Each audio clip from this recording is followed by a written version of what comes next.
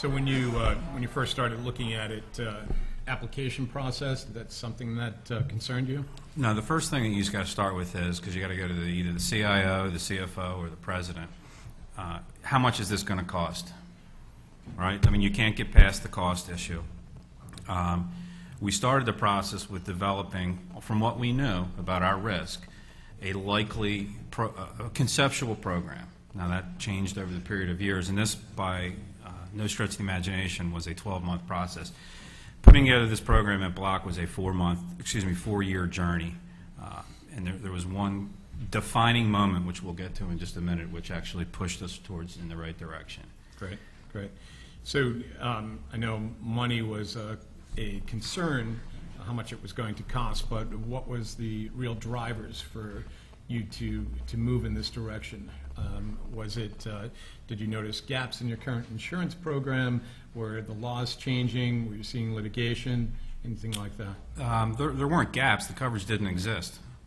I mean, you can look at any of these policies, and they're not there. Although, I was joking with John a moment ago, the defense lawyers will say, send it to every insurer you've ever had since the Reagan administration. It's not there. I mean, and I did not want to be the individual, trotted up in front of the president or the board of directors and said, hey, this is unfortunately, in today's environment, I'm the insurance guy.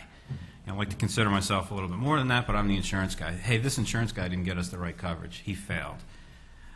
And, I will add that the media did more for helping me get these programs than anything else that we would have identified internally in Block. All I had to do was Google privacy breach, and you'll get 3 million hits in 0.05 seconds. I've seen it already on the 1198 ISO form.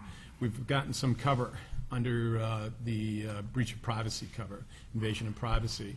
The 10.1 ISO, the 1204, the 1207, the coverage constricts each time it's rewritten, so that there's a pretty good chance you will not get coverage for a breach of privacy under the 10.01, 1204, and 1207. But if any clients are still written on a manuscript CGL 1198 or before, there's potential for coverage.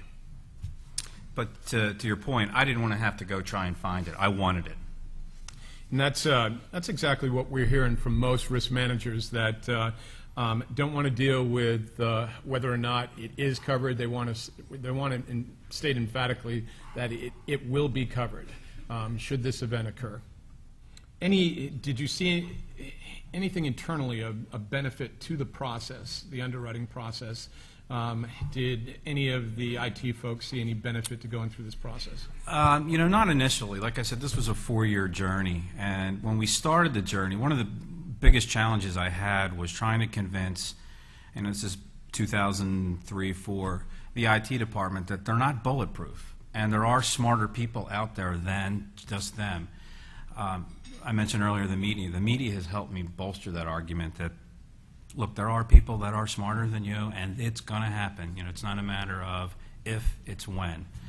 But the seminal moment that I mentioned was I had kind of back and forth between the CIO, cost-benefit analysis that was done. There was a management change at H&R Block in 2007 that shortly afterwards the interim CEO called me up to his office, and just so happened he was on the board at TJ Maxx. Wanted to know what kind of program we had in place. Shortly thereafter, the ball got rolling again.